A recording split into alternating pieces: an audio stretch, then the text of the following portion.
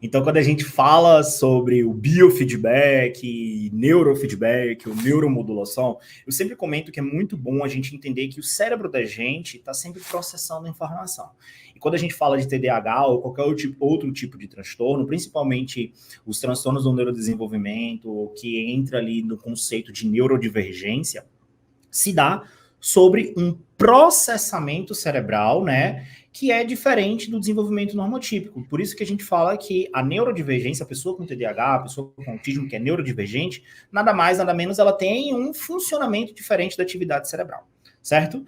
Existem diversas formas de você regular a atividade cerebral como um todo. Por exemplo, a psicoterapia, a terapia cognitivo-comportamental, ela é sabidamente conhecida que você consegue regular o funcionamento do cérebro através da modulação de comportamento, né? Então, através das técnicas que o psicólogo ou a psicóloga utilizam dentro da terapia cognitivo-comportamental, você consegue mudar a forma como o seu cérebro vai trabalhar as informações e, consequentemente, você tem uma melhoria de comportamento.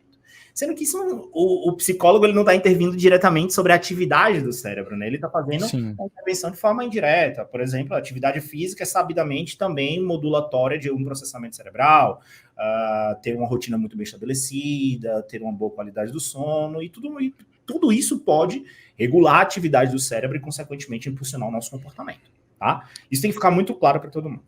Quando a gente entra agora para, poxa, como é que eu vou agora modular de fato a atividade do cérebro do Yuri? Será que existe alguma coisa que eu consigo mudar o funcionamento das estruturas cerebrais dessa pessoa? Existem diversas formas, dentre elas o biofeedback, né? E entra ali dentro do conceito de neuromodulação. Primeiro vamos explicar a neuromodulação.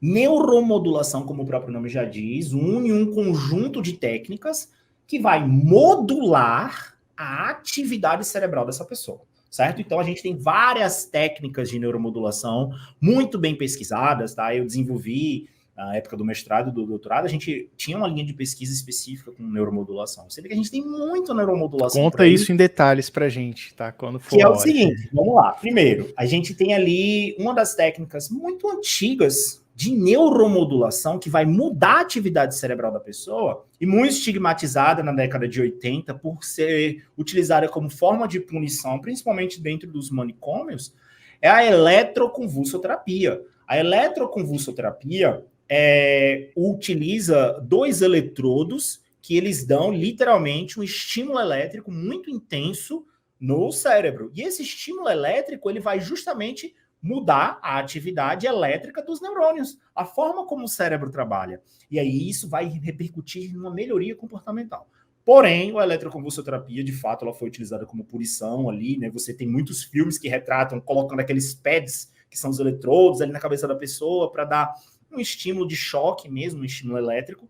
Porém, ao advento ali dos estudos, cada vez mais a gente viu que a eletroconvulsoterapia tem protocolos específicos, funciona muito bem para quadros de depressão maior, depressão refratária, é aquele tipo de pessoa que tem humor deprimido, faz todas as intervenções possíveis, então faz uso do fármaco, da farmacoterapia, faz uso da psicoterapia, e mesmo assim continua tendo humor deprimido. Então, a gente tem evidência sugerindo que a eletroconvulsoterapia é muito boa para casos de depressão maior, porque ela vai mudar o circuito de funcionamento ao qual essa pessoa tem e regular, por exemplo, as funções executivas, a regulação emocional dessa pessoa, tá? A eletroconvulsoterapia funciona maravilhosamente bem. É um exemplo de neuromodulação que aí é muito conhecida. Hoje existem protocolos clínicos específicos, é feito em leito de semi-UTI, somente por médicos que têm uma especialização muito longa, o paciente está anestesiado, não sente nada, né? E aí, recentemente, a gente evoluiu ali para estudar algumas técnicas mais profundas de estimulação, que se chama... Igor, só uma pergunta. Então, existe uma forma de você mudar fisicamente estruturas e processos do cérebro?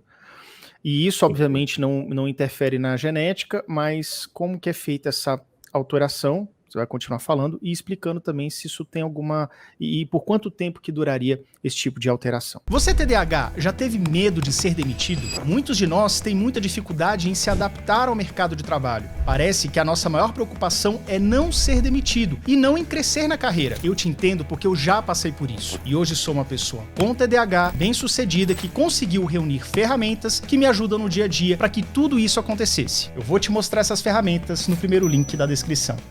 Vamos lá. Perfeito, perfeito. Existem, então, essas técnicas que vão mudar a estrutura cerebral, né? Ou seja, o funcionamento da arquitetura neuronal, dos circuitos neuronais que estão impactando no comportamento da pessoa, né? Então, essas técnicas, elas funcionam a longo prazo. A gente tem evidência sugerindo de que as pessoas que realizam técnicas de neuromodulação têm uma modulação a longo prazo. Por quê? Quando você modula os circuitos, quando um neurônio cresce e se conecta com outro, você está formando um circuito, né? E você modular esse circuito implica diretamente na formação de memórias, na aprendizagem do funcionamento cerebral. E isso funciona muito bem para a modulação do comportamento, certo? Então, existem essas evidências que, sim, de fato, existe um longo prazo para as técnicas de neuromodulação, ao qual isso vai se repercutir por muito tempo na qualidade de vida da pessoa. Continuando o que eu estava comentando sobre Deep Brain Stimulation, né? Ou seja, é Deep Brain Stimulation, estimulação profunda do cérebro, onde é feito ali uma cirurgia invasiva na cabeça da pessoa, é colocado um eletrodo profundo lá no cérebro e ele vai estimular as áreas profundas do cérebro. Deep Brain Stimulation é muito utilizada para casos de pacientes com Parkinson.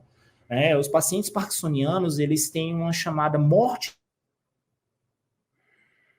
de neurônios dopaminérgicos numa área específica chamada substância negra, que regula os movimentos finos do corpo, né? Então, o paciente, quando começa a morrer neurônio nessa área, o que ele vai ter? As repercussões motoras, graças ao avanço da doença neurodegenerativa. Tem muitos vídeos no YouTube de fácil acesso, se você buscar aí, Deep Brain Stimulation, DBS, para Parkinson. Você vai ver pacientes idosos com mini eletrodos no cérebro e com um eletrodo, assim, um conector, né?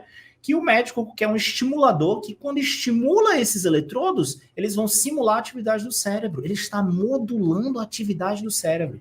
E quando o eletrodo é ligado, o que acontece com esse paciente? Ele recupera a capacidade de regular esses movimentos finos. Essa é uma técnica de neuromodulação muito eficaz para esses casos. Então, a gente tem hoje outras técnicas que eu gosto de citar muito, que apareceu recentemente. Você conhece o cara chamado Alok, Yuri? Conheço. Pronto. O Alok, eu tô falando dele, né? Eu gosto muito das músicas dele, porque tá em domínio público, tá bom? Ele falou ali na rede social dele, no Instagram dele. Tem um vídeo recente dele que ele tava falando sobre o quadro de humor deprimido que ele estava passando, a depressão. E ele tava fazendo, já é uma depressão de vários momentos, uma refratariedade nessa depressão dele. E aí, assim, lá no vídeo dele, ele deixa claro dizer o que ele estava fazendo de intervenções para poder regular a sua atividade cerebral. Sabe, aparece um legal, que ele tá lá deitado na maca. Sabe o que acontece? Tem ali um estimulador sobre a área cerebral dele. Tá lá na rede social dele, todo mundo pode fazer essa busca. Ali é uma técnica chamada de estimulação magnética transcraniana. É uma técnica que faz justamente isso que você falou. Ela modifica o circuito cerebral. Ou do português ali, EMT, estimulação magnética transcraniana. Usa uma bobina que gera um campo magnético, um eletromagnético, que ela modula justamente a atividade elétrica do neurônio, certo? Então, a estimulação magnética transcraniana também é muito utilizada para casos de depressão, para principalmente casos de acidente vascular cerebral, onde é utilizar essa bobina para estimular a área motora a fazer neuroplasticidade, crescer circuitos e a longo prazo ela se modular para o indivíduo ter a reabilitação motora, né? Então a estimulação magnética transcraniana funciona muito para isso.